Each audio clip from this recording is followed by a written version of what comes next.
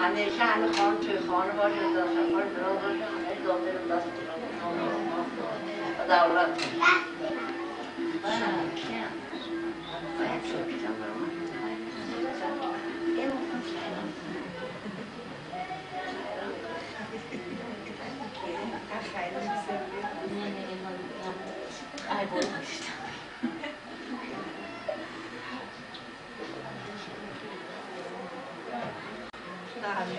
نه اون دیگه نیست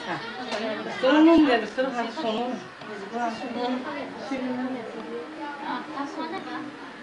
هو تو خونه داده خونه اجانی من هم وقت خونه سه وقت خود کسی نقص سه وقت راحت چهره ندیدم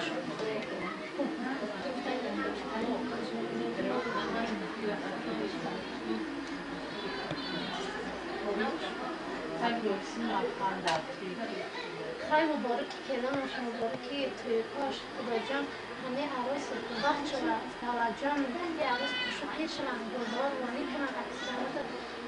خدمت شده کنن خدا جان همیشه همه خانه توی خانه مراد خانه شما اینا رو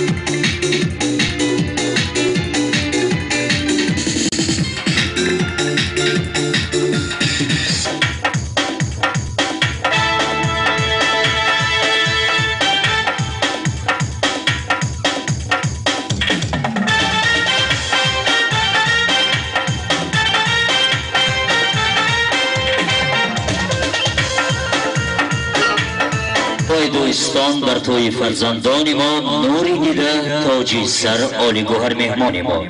با امید و آرزو ما توی برپا کردیم چهره شاد شما نوری است در چشمان ما سرسخن از بنده مومن السلام علیکم است از این عادت از اولاد و اجدادان ما هر کی گوید این سخن خصلت آدمگری است در سلامم را قبول کردید و علیکمش از شماست السلام ای دوستان معتبر هر کدامت همچون فرزندی پدر چون قدم در بزم ما بگذاشتید گشت معلوم ما را حرمت داشتید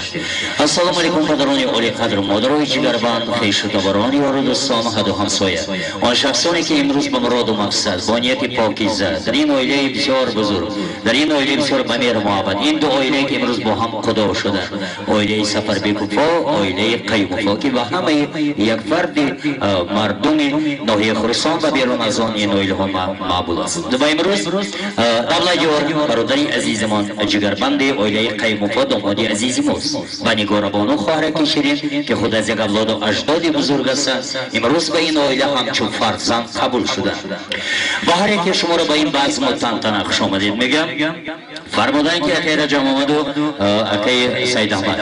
ای صاحب توی تخت و دولت به شما ای پدر این زمزمه و مهر و محبت به شما یک توی کلام کردید رحمت به شما اول سخن کم کردد لطفی الله عزیز و امروز به تقریب دولتیار دادرک عزیزی ما برای شیرین و شکر انداختن معرکه ما و شما بلبلی شهری دوشنبه مردی خدایی که مکة الله خانه خدا را زیارت کردن و خریدین بازار با تمامی رامیشگران دویره و دستان رقاصهای خوشخرام و گروه امتیاران و شیرین کاران تعبیر ما و شما را شاد و بالیده می‌گردانند. و این لحظه با آن خانواده‌ای که ما پیش گرفتیم و امروز برای که ما به شما معلوم است وقت غنیمت است داماد عروس را برای چند لحظه‌های به این تخت شاهانه می‌خوانیم. خوشبختی با صفاست اینجا دردی همه را دواست اینجا ضیافت‌های زمانه دور بادا گویا که نظری خداست اینجا. شما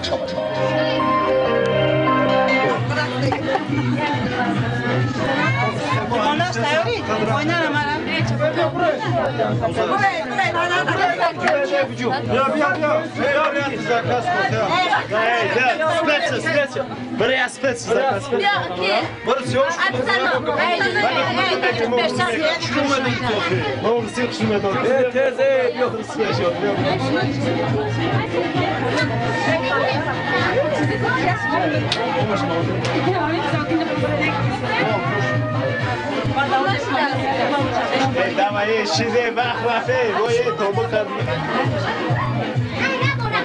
حالا شاو با شما ها ایشی چی نگو کرده؟